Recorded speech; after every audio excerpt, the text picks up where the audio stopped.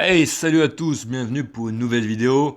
Alors aujourd'hui une vidéo coup de gueule, certainement encore, j'annonce d'emblée, j'annonce direct, dans la lignée de celle que j'avais fait il y a pas très longtemps, qui était longue, qui durait près d'1 h 30, où je vous parlais de la nouvelle censure qu'il y a en ce moment actuellement aux États-Unis sous Donald Trump, qui vient d'interdire un genre de musique mexicaine qui est interdit.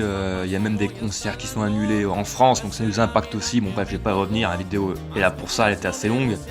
Et donc j'en avais également profité dans cette vidéo pour dénoncer tous ces gens qui veulent interdire, en plus de la musique, les films et les séries sur les barons de la drogue.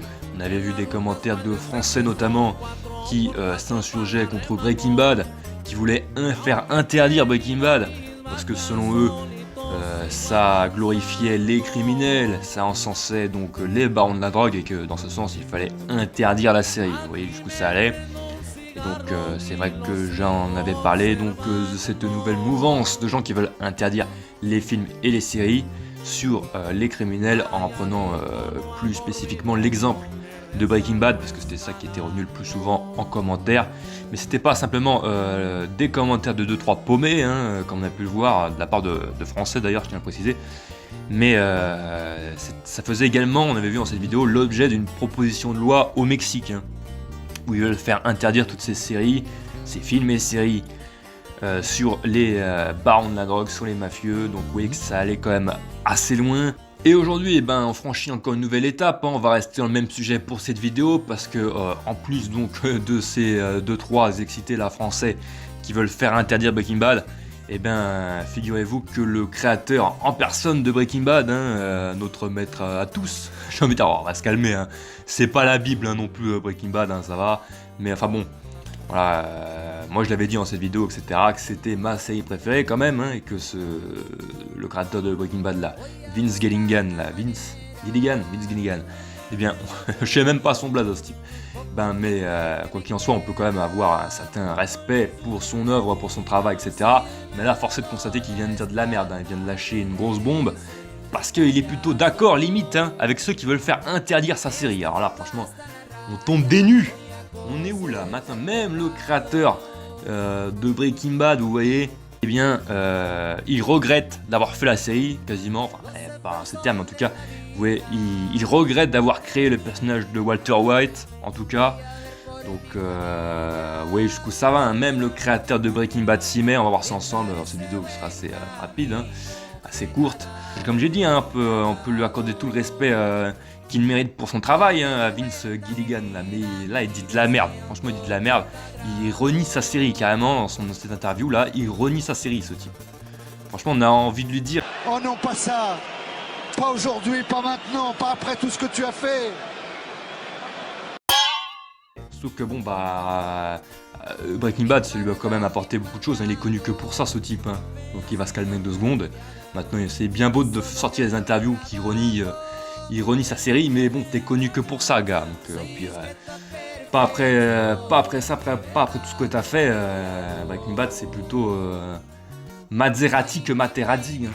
Parce que vu le bif que tout c'est pourri comme jeu de mots, mais tout le bif que ça lui a donné, cette série, c'est bien beau de se ramener 15 pistes plus tard pour donner des leçons de morale. Bon bref, on va voir cet article ensemble de l'RTBF, tiens.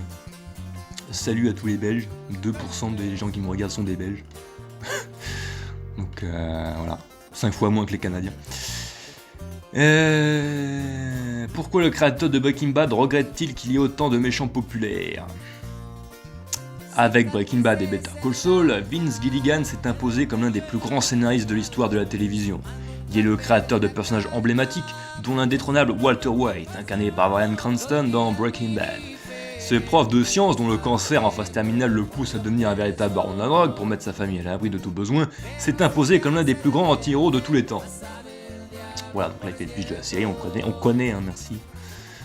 Mais les temps ont changé, première nouvelle, d'accord, la série date, déjà, petit aparté, la série date des années 2010, avec des allers-retours donc à Ciudad Juárez, et des mentions de Ciudad Juárez, du cartel de Juárez et de Los Zetas, donc en fait, la série date du pire de la guerre de la drogue, de là où c'était le gros bordel sur la frontière, à El Paso aux États-Unis. El Paso qui est une ville assez riche, mais qui est séparée par un mur de Ciudad Juárez, qui est l'une des villes, non seulement une ville pauvre, mais en plus une ville ultra violente du Mexique. C'était la ville la plus violente du Mexique et même du monde à l'époque où la série a été tournée. À l'époque de Breaking Bad, Ciudad Juárez c'était la ville la plus violente du monde, en tout cas on l'a considérée comme ça. À El Paso à cette époque, donc cette ville qui est séparée par un mur de Ciudad Juárez, eh bien vous entendiez, c'est ce qu'on disait régulièrement, les tirs des fusils d'assaut, des kalachnikovs, des fusillades qui étaient juste de l'autre côté de la frontière. Et donc c'est quelque chose qui a beaucoup marqué les Américains. Comme je le disais, El Paso c'est une ville assez riche, un peu de la tech je crois, où il y a un petit peu de la technologie, des télécoms, des trucs comme ça. Et donc c'est vrai qu'ils étaient bien en sécurité dans leur ville, qui était une ville assez sécure. Et puis de l'autre côté de la frontière, c'était totalement la guerre. Et donc les Américains étaient très marqués par cette époque, par tout le bordel qu'il y avait à Ciudad Juárez à cette époque. Et donc voilà, même si la série se déroule à Albuquerque, et que le cartel, je crois que je me remette la série, mais...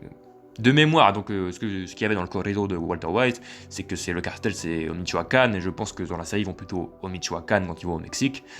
Michoacán, là c'est le gros bordel en ce moment. Là. J'avoue que quand la série a été tournée, c'était pas autant le bordel au Michoacán que maintenant. Mais enfin bon, voilà, même si le cartel, je crois, de Breaking Bad, à vérifier, je crois que c'est un cartel qui vient du Michoacán, en tout cas ce que j'ai de mémoire. Et bien à l'époque où la série a été tournée, c'était le gros bordel. À la frontière entre le Mexique et les États-Unis, il y avait la guerre entre le cartel de Sinaloa et le cartel de Juárez. Et Los Zetas, c'est le pire, qui aujourd'hui est un cartel totalement éteint. Los Zetas, il ne reste plus que cartel del Noroeste. Bon, je vais pas tout vous refaire. Mais bon, voilà, à l'époque de la série, c'était le pire du pire. Et les références au cartel qu'ils font dans Breaking Bad, c'est le pire du pire de ce qui a jamais existé au Mexique. Le cartel de Los Zetas, c'est les plus gros salopards qui aient jamais existé. Ils n'existent plus. Et donc, vous voyez que les références... de l'époque et l'époque où la série a été tournée, eh bien c'était assez tendu comme climat. Et donc la série date de cette époque. Alors moi je trouve ça me fait beaucoup marrer, tu vois, que 15 piges plus tard, tu fais les temps ont changé, maintenant voilà, on s'en lave les mains, on est tout beau, tout propre, il est temps de changer les mentalités. Eh non gars, ta série elle date du moment où c'était le plus le bordel, où t'avais des meurtres, des décapitations par dizaines chaque jour, mon ref, chaque jour. Alors viens pas faire ta petite sainte nitouche maintenant, s'il te plaît. Bon alors, l'article dit quoi de nos amis belges là mais les temps ont changé, et l'atmosphère politique étant de plus en plus pesante, ça c'est vrai, Vince Gilligan regrette quelque peu ses choix, figurez-vous. Alors on va lui faire quelle voix à ce type-là. « Je pense que je préférais être célébré pour avoir créé quelqu'un d'un peu plus inspirant », a-t-il déclaré samedi dernier lors de la cérémonie des Writers Guild Awards, où il a été récompensé pour l'ensemble de sa carrière. En 2025, il est temps de le dire haut et fort, nous vivons à une époque où les méchants, ceux qui vivent dans la vraie vie, sont en train de faire des folies. Le gars, je sais pas d'où il sort, je sais pas d'où il vient, mais il a découvert le Pérou à Orléans. Là, ferme ma gueule, là, je suis en train de faire le bingo des expressions les plus éclatées au sol. Je sais pas ce que j'ai sorti, petite sainte nitouche, et là maintenant, la découverte Pérou à Orléans. Là, j'enchaîne les expressions de merde, c'est une dinguerie. N'empêche que c'est vrai, quoi, le type, il vient de se réveiller en 2025, là. T'en as dit quoi? Ceux qui vivent dans la vraie vie sont en train de faire des folies. Ouais, ben, tu sors d'où, gars? Tu sors d'où? Bon, bref. A-t-il ajouté avant de poursuivre? Peut-être que ce dont le monde a besoin maintenant, c'est de bons vieux héros à l'ancienne, qui donnent plus qu'ils ne prennent. Ouais, bon, d'accord. Bon, vous voyez que... il reste plus grand-chose à cet article, là. Mais déjà que... Bon...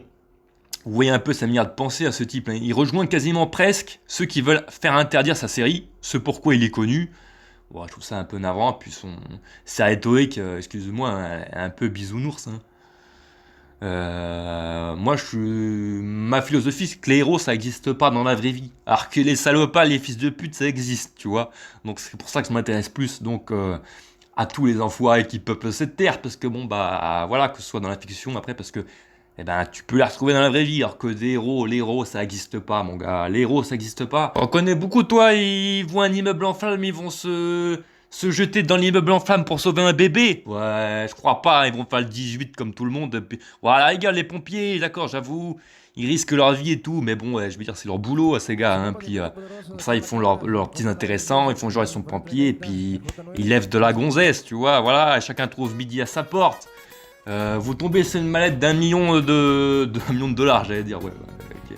Tu te trouves ce mètre d'1 million d'euros dans la rue, tu crois que tu vas la rapporter au commissariat ou je sais pas où? Bah tu la gardes pour toi, si c'est du cash mon gars, bien sûr tu la gardes pour toi.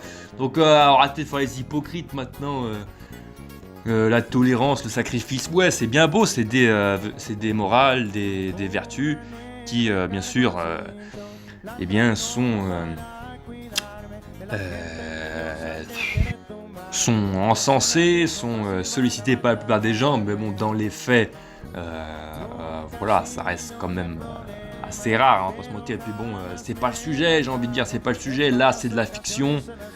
La fiction, bon bah voilà, si tu peux aussi montrer le pire de la réalité, c'est pas pour cela que tu vas impacter négativement la population, je ne sais quoi. Enfin bref, c'est totalement débile comme argumentaire. C'est pas parce que tu montres des personnages méchants que tu vas fabriquer des gens méchants, c'est totalement débile. Bon bref, on continue avec la fin de l'article, il ne reste plus qu'un paragraphe, c'est déjà fini. Le scénariste américain travaille en ce moment sur une nouvelle série de science-fiction. Super, j'en ai rien à foutre. Encore tenue très secrète, mais dont l'héroïne sera une gentille. Aucune date de sortie n'a été annoncée pour l'instant. Bon bah voilà, je pense que il a totalement craqué là, notre ami Vince Gilligan là, hein. Il veut peut-être aussi se dégager de Breaking Bad, hein. Il voit que c'est son seul succès. Là il part sur quelque chose de complètement différent de la science-fiction. Bon moi la science-fiction j'en ai rien à battre, hein, je vais pas mentir. Mais voilà, il veut prouver qu'il peut faire autre chose, et donc là je pense qu'il fait cette petite interview, qui date de quand d'ailleurs, je ne l'ai pas dit au début, 18 février 2025, ouais, bon, ça fait quelques mois. Ouais, il fait cette petite interview également pour se défaire, se départir de Breaking Bad, hein, pour dire que voilà, c'est pas que ça, sa carrière, son parcours, et qu'il est capable de faire autre chose. Donc je pense qu'il est volontairement provocateur, je sais pas, mais bon, je vois bien, à mon avis, je suis pas sûr que sa série va faire grand chose. Voilà, il veut faire une gentille, très bien, grand bien lui en face. Mais enfin, est-ce que ça fera aussi grand score, un aussi grand succès que Breaking Bad? J'en doute, hein. Je pense que lui-même ressent un peu de frustration de ne pas pouvoir faire autre chose que Breaking Bad et de pouvoir pas s'en départir, parce que je pense que le gros de sa carrière, ça restera cette série, qu'on le veuille ou non, qu'il le veuille ou non. Le gros de sa carrière, ce pourquoi il sera reconnu, c'est pour Breaking Bad. D'ailleurs, il le dit bien lui-même, j'aimerais bien être connu pour autre chose que Walter White, non c'est ce qu'il a dit, je préfère être célébré pour avoir créé quelqu'un d'autre. Ouais, t'aimerais surtout avoir fait un autre succès en ta vie, c'est tout. Voilà, on va pas se mentir sur tout ça, et puis ça rhétorique là en gros, c'est quoi cette vieille phrase de merde là qu'on nous sort tout le temps là? C'est pas gentil d'être méchant, voilà, et c'est méchant d'être pas gentil, bah voilà, c'est ça qu'il nous dit.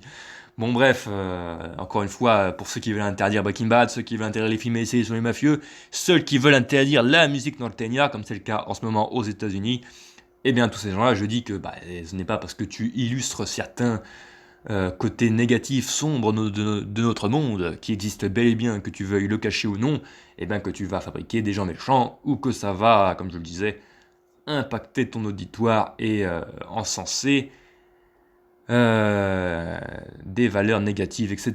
Bon bref, c'est tout ce que j'avais à dire dans cette vidéo. Là, notre ami Vince Gilligan, il a complètement craqué. Et encore une fois, je dis, vive la musique norteña et arrêtez de nous casser les couilles.